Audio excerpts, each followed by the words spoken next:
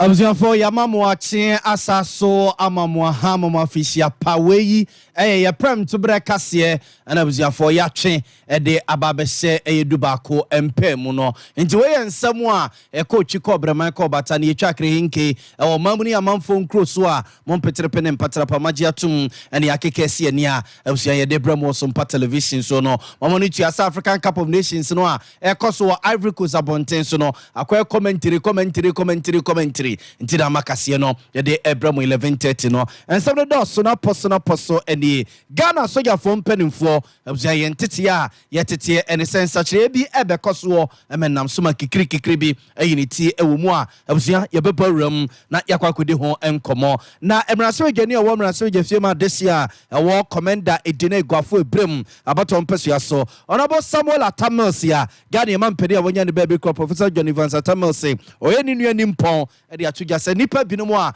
ekoma mampede akufado ono mo so mpeso mu ho ade property a ekum papa Atamres no sankrofo ni nyino mo nya abusuafo omuni mo ba bia omuye nipa bonfo a eni kwansi efi wuru mo kra abrante da na kwa me bedi akon do na friend cheda osesa amanfo peu so mo peu 2024 elections no obekọ no akwakọ prema mpani akufado na dwa no akwakọtena so ndc amanyo ko susu di ababetu dwa se nya no kre so omo se Dr. Alhaji Mahmoud Bawumia no ndc amanyo ko no gu a ena egu ewo esrim abonten so abusafo wei ene afoforo pi no a ene akekese ene se kase ababi a wo bia no wie yeba na yede ababesom we kra de no pawie yeba na yede ababesom 21st clinic o se menka nche o se sciatic ntiri no se twetwu tutu a 21st clinic ne yekanfo de ama wo doctors nurses ni nrodi mfidi papa yede betu ase e de ama wo mizone 5G drink no yeguso a ye nonom wo ye wedding wo ye party open drink papa wo serve a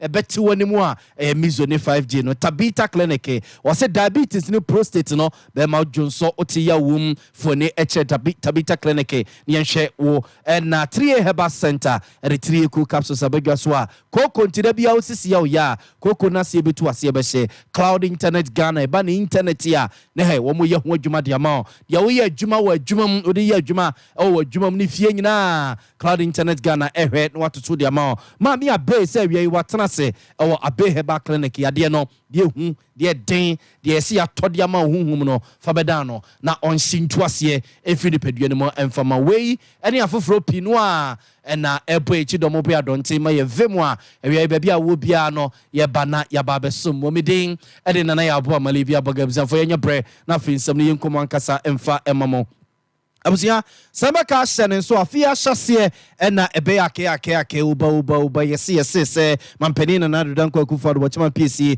be ma bo adane asoja fo mpenimfo a police fo mpenimfo prison service NFR service mpenimfo akwakohia Jubilee House abonten so a enkomo mo kodidi ye no na nkabe akwati se akwakoye sempenimfo mo da sa police ne soja ne prison service ne fire service ya no sese no ompeso mu yi o mu nyina afi honum no mo de afoforo ba sa nkrofo ne de omo edo mo beye kikiri ewa bato no a ye beto no ewa afimu chese eba ye no amanfo tutu na asra ne abasa e man beka hye no so amanperi na nadodan kwa kufo atena ye e de krata aba bonte be chese sansam no a NDC amanyoko no ene ne pako bi no mo ekeka no kra bi animu a o se Ghana ma de hye bono bongala atutu ba bi na ena no pay efri enre ba ena ababeto dwase okọ Ghana ya srafo adwuma ne mu a opani a wono ene da army ni nyina no Chief of Army Staff Major General Thomas upon pepra ene asojafo akwakodi nkomo obema camp bonten so emodi atuja se watete se amanfo kekasa Chief of Defense Staff adwuma no a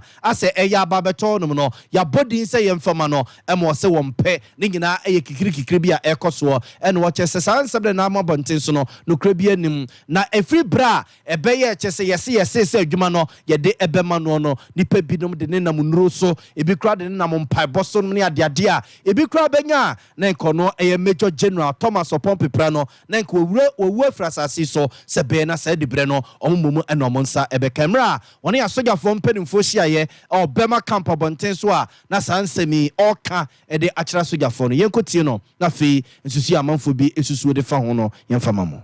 I want to say something. Usually I'm somebody who doesn't like talking, but there's a need for me to this morning clarify issues. The name upon people is stirring stomachs and heads and creating fear in people. I don't understand why. And so I've been attacked and they keep attacking me. Even this morning, before I got here, a publication was sent to me. They call it Oprah News or something like that, where it's being indicated that I have refused to accept the appointment of CDS, and as a result, there's a stop in the military shakeup. I've been taken to Juju people and all that. We have pictures of it. In fact, it was one of the military police gentlemen who brought the picture. But I'm still standing here. I'm not dead, and I will not die. If you can't cope up with what I do, just sit down and zip up. That is all. You don't need to write all those things. It made me an achim. I'm not an achim. I'm a blue. I'm very proud. From the man who go, yeah, we speak there, bear. Yes, I love it. Can't change me. All right. And you see, for the past 4 years, together, teamwork, we have achieved so much. And people.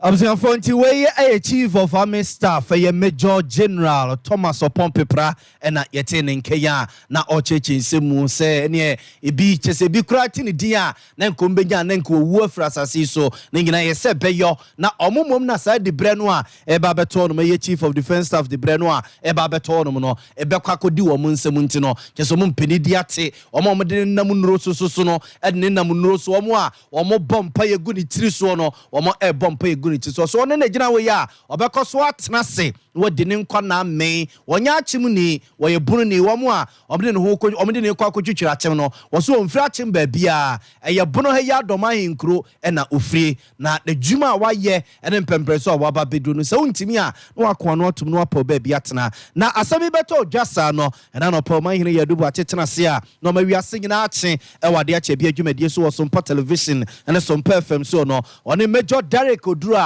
And maybe a chum no yes so for be the chira not sure my gun bumper hones and some so yeah now Sasiam Rasibigania or Rasibigima this one grandson of about on Persiaso Edin Kumamo Trese ora a Major General Thomas Opompepra you be a Juma ye on for a Juma Niagro and send you the Juma yesi who say Tifanintino ama as a baby of Biano na or 10 hunu and a month for a day etano Major Derek Drew.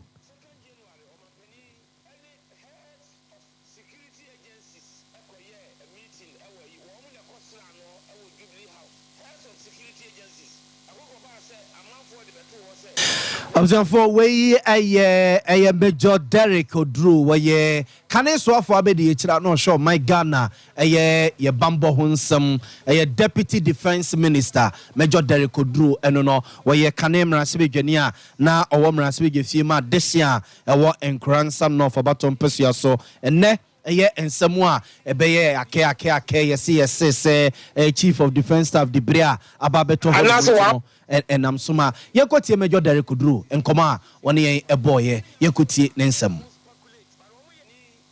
Heads of security agencies a meeting you woman a Coslano Jubilee House. Heads of security agencies. I go back say I'm not for the better was say or my penia kwakosia soldier form or person was soldier form penny form said the beya about 2024 ya kwakoto no a soldier form and I say a soldier form ba won be brutalize and so ba be sisi go for isi akan MPP for atwa akonya so e dey ko ba say no more baby ya meeting on ko ye heads of security agencies the ko ye o my penny wa akonya say was sisa and so appointed as of a security agencies. Constitution man quite. Somebody so yeah. I don't know speculate. But when yes, I said the mayor from the brand who any Brian say Abiana CDS the time was so person until so me the sa na ko from the brand who ye any Brian. And your first time I'm publishing the menu. Achepa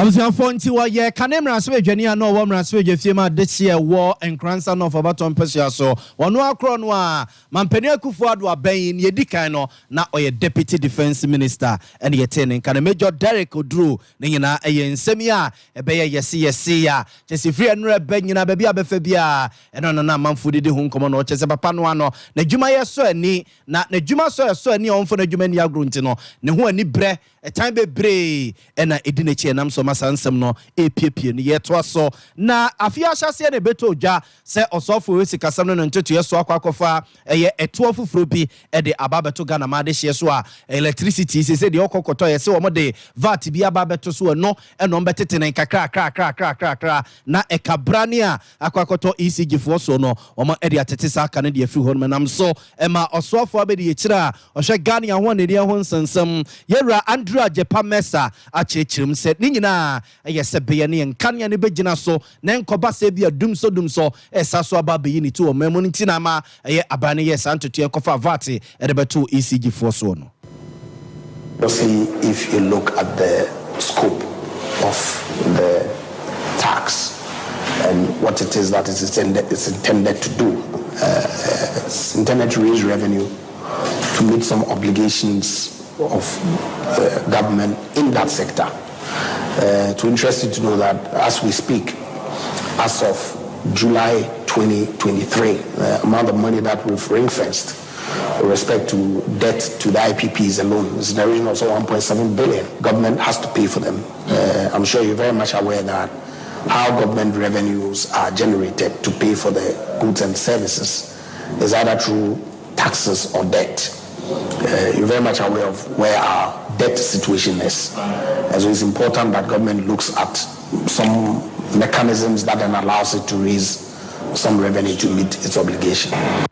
Abuzia waye mrasibe dwani o mrasibe dwefie this year was second year baton pesua so no akrona asaso ye soafo abedi yetira Ghana ahonde ne ho nsensem hweso onabo Andrew Ajepa Mesa na yete ne nke yeto so na yede ma konsem fufuro mu na wochi awie ye na wochi etwa mu no na wie na no memene da na abusuafo mampani dada wanya ne baby crow Professor John Evans Atamel say offer any kweja what to do bin na busia come mampani na do danko akuforo na so Jubilee House abonten so mo kwa komana fishia pa kwa kwachia no ba ye nyina omunya akwa mechia no anu nti omo kɔ na tena ye Jubilee House abonten so no be chairman mampani no mama na fishia pa no mo kɔ ye no ɛna mo de tato se abusia no ade ba kwa mampani na do danko akuforo be ye de ama wonum ama mani agye pa omo de hye Professor John Evans Atamel so kɔ fa so wu ye no besi na omo ntiase the property ekum omode hye no so no besi no obi ansi bibia nkyere wonum nto mesre mampani na do danko akufo se ansa na obesore akonya so no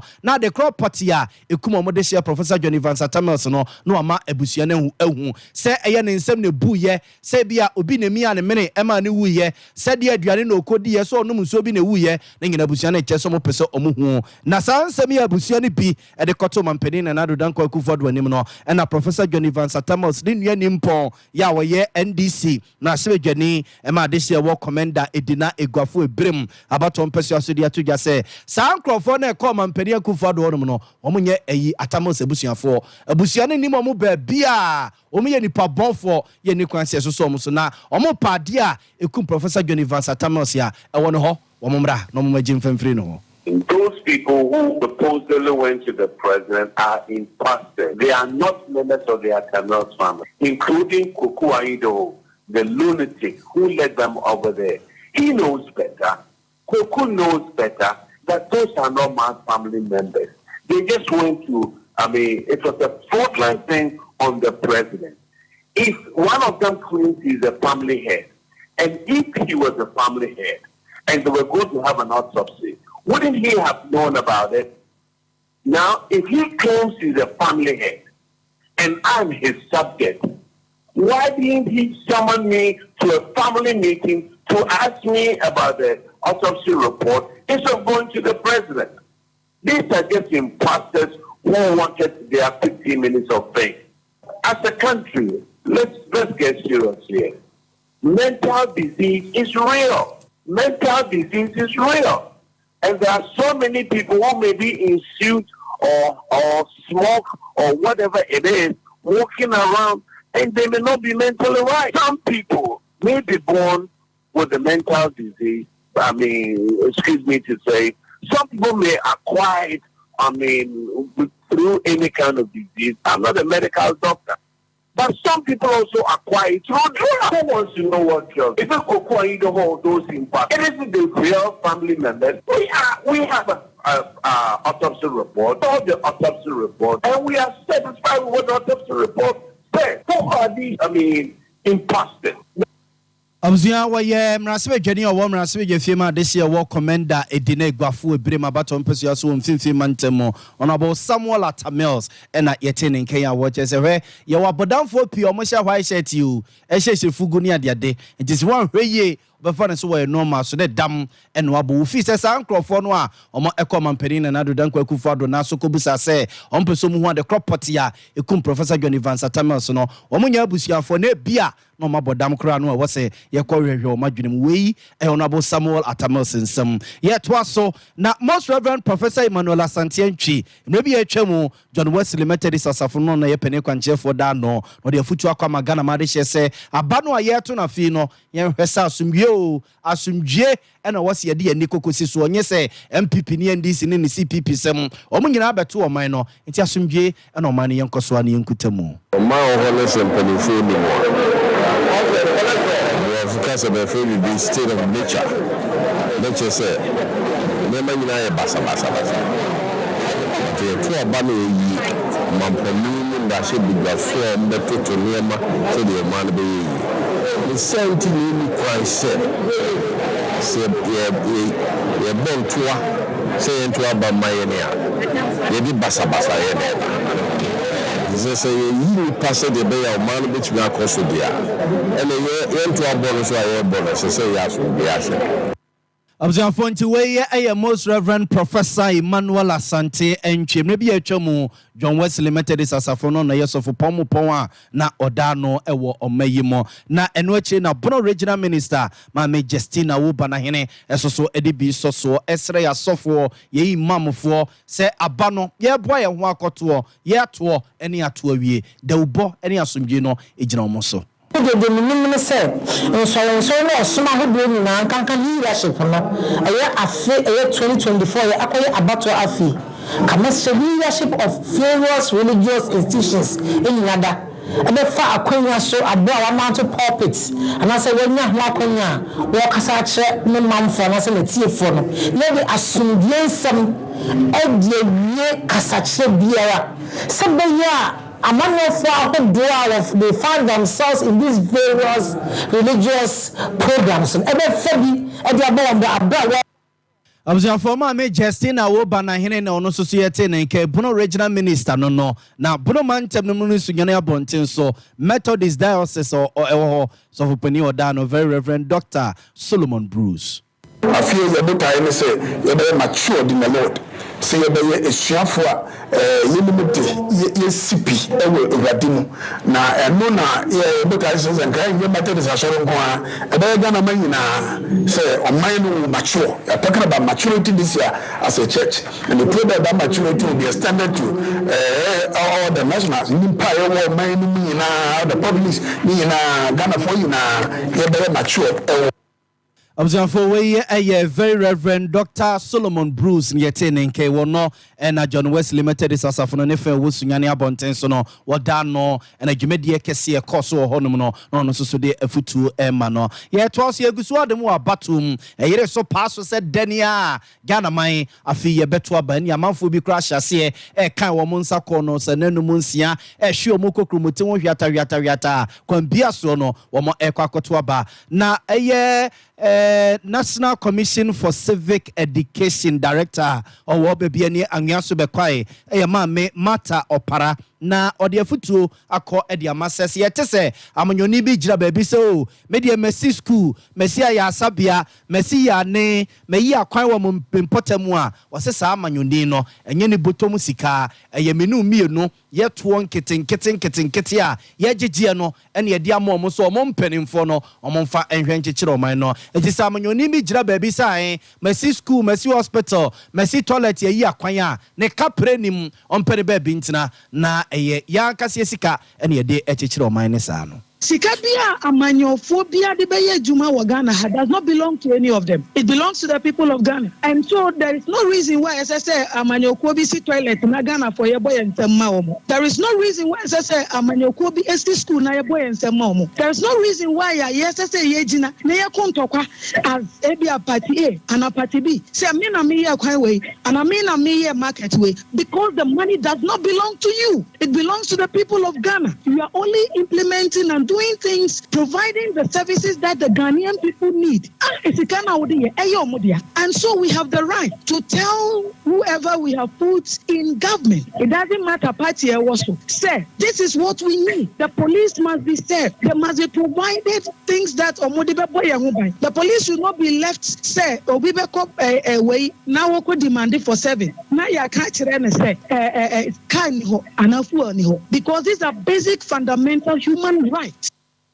Observant way a yoba penny awada a year NCC and no matter or para and yetening can yentua so na yenfabo enko kwaso jojo once more na National Road Safety Commission and Motor Traffic and Transport Department ya a post ye jumeni mo yetwanitia from say NTTD kane na ye MTTDU aha say dia babe ye di na omo babe bunkunta asese a kire Ghana for say afi 2023 na etwam na busua nipa 2200 ni ekire eno mu wuye ewo accident nko aho na omo bubu ne toto a oba asantemantemu a nipa 4700 eno mu nya accident okọ temane ne mpotemu susu a eye nipa 994 ena asantemantam de mu eye 2312 enkrapumpremantem ye 4797 to so saa ena mu 2200 ni ekire ena ewuye ewo accident mu 2023 ya etwamu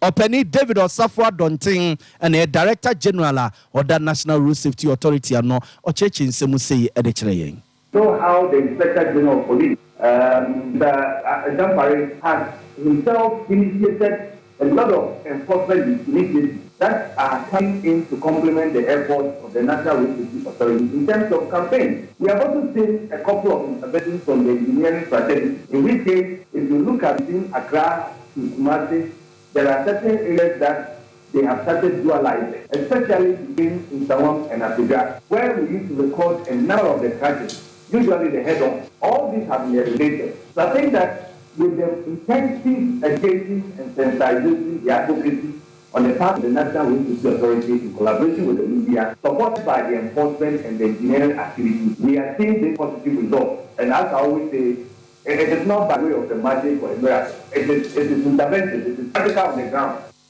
Observe for way a penny quanchel for that National Road Safety Commission and David Osafo Adontin and our teacher in Simuno. Yentoaso young famon qua for no north about on Pessia Santimantama say. Now, addition binua, a war for no north, Busaman Penin and Adudanko Kufuado, Watchman Piece, Bema Board, Dasa Yembia. San the community mine no deba Yanua, addition one potemo no modu more semwa, Enei, or Matisaman Penin and Adudanko Kufu de Krataba Bonte say, one more for no tapanin and potamo, Omunya or Majubo mo yeno, Omu Penchimu, Pentias, if so much one of my Entiasia this year. No and someone or more ebusa yeni. The police station chairman on the 15th December 2021 and on a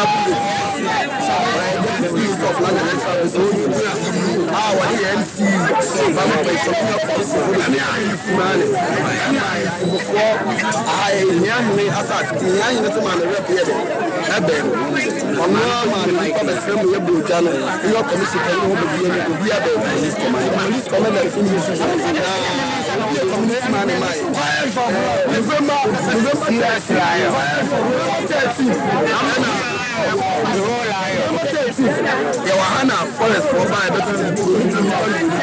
force to come here and Mukasa say Tony at the maybe I can it's by now police for the investigation and no mommy a pass saying yeah to Matusa name the man so the billions of cities about the year I never said the movie. Afonti weye aya this year war for no no for no important yeti wo no mo enken yento so na kwa me bedi akododo na afra ne cheda new force yi wono ene kofa de ba ye ho nsem beje mpatako ne nsrepe wo mayimu na sa new force ya obeka wo de betu dwa so de krata akwa akoto abato komisa ne mpanimfo nim so moma na kwan na onti amanyuku na onprema mpani adwane bi na besi de abato komisa ne mpanimfo man no wo de atudwa sese electoral commission fo fi no so man fi no president akunya no obepre bi na kwa mbedi akon e kire se independent de kwambia so obeko e wa fi mabato ni mo. You know, they're making we look like we're so politicized. We don't even have a political party. I am running now, independent. That's the movement. That's what we did at this point, because they didn't give us any licenses or even provision. First of all, I think that the new force is standing for the youth in this country. And we believe that in the past 4 decades, the youth have to have the right to be a part of the decision how and who is going to lead us and how they're supposed to lead us. We have to be able to be a part of. But I've also realized that in the past 4 decades, I've been looking between MPP and NDC, there hasn't been any young person who have stood up with the courage to say that I am coming in and I'm going to become the unifier. That's what I am. I'm the unifier between the youth and the government. For way a na kwambedi akon ena yete nenke yemfa kase ne nkowie ewo NDC amanyuku atena ye na NDC amanyuku de atoga se omunyina baabi anka da se omose an ena vice president Dr. Alhaji Mahmoud Bawumia nti NDC amanyuku no gu a ena egu ewo Isirima Bonten so twetwofo pani de NDC amanyuku no eyo pani Mustafa Gbande one enua enkwantabisa ne di nkomo ewo Sompa 98.9 FM so ewo sunya ne watch so monka baabi ada se Vice President Dr. Alhaji Mahmoud Bawumia ka ho na NDC amanyuku ni gu ewo Isirima Bonten so. It is a show of demonstration, a demonstration of desperation. So, Bawumia the president as a new leadership. And he must do everything possible to be a president. To call the region who are parking a car. No one am featuring or Paramount Fortune. Vice President Akwadro and ineptness. What try by me for 7 good years? You cannot tout your credibility attached to your legacy. We know why you are Ghana for. We know why you are Ghana for what for. Ahead of economic management team, you clear the CIA economy collapse. Mustafa Gbande ye twetwofo pani abedi eche de ma ehejo bojo eyezu eyeza idebi keke NDC amanyuku no yegina we sunu de kase na si ma me abe se wie watena se otano so apatrapa new site no yade ne die hu ye den de se atode ama wo no bra no fa dru nka obekire se dru e baby 0243 345392 cloud internet open internet yisu wo adwumam ene fia furniture o matena ye ene omuni nkomo 0244601933 3A Herbal Center the 3 cool capsules waba sisi yade de kope eye 3 cool capsules nanom friend drugs authority mpedimfo age ede atum Tabita clinic eye adwuma o diabetes no prostate no fakodan wonum no muntutu ase no monhia se emfa emao na mizo ne 5G no yeguso aye nonom na wo ye wedding bibia wo ye bia no na eja obebobo na 21st clinic se osiate kantiri no se twetwen tutu a furniture matena omo mfidie wo doctors ne nurses ene no papa omo edibetu ase ede ama obusia kase no asi bede de yabo amalibi aboga kuku na chinchin mfidie de ma me ya Grace ene de call television so akosua somua busi ene taye che yesamo for penny yera asante yebo Benedict yadamase ema monity ne hwa enyado. Here in Ghana, when it comes to chicken, the good old days are back. Why? Because Boris Beef's Chicken, BBC, is here. Yep, give your family and loved ones Boris Beef's Chicken. Fresh, tasty, delicious. Boris Beef's Chicken is produced right here in Ghana by our cherished poultry farmers with support from the Ministry of Agric. Get whole frozen chicken, gizzard, chicken feet, chicken neck, and chicken liver for those special family meals, buffets, picnics, funerals, and all restaurants. Get Boris Beef's Chicken. It's halal, so everybody can enjoy. Wherever you are, call Boris Beef's Farms hotline 05-444-444-53. Ask for our branch that is closest to you and come get your chicken.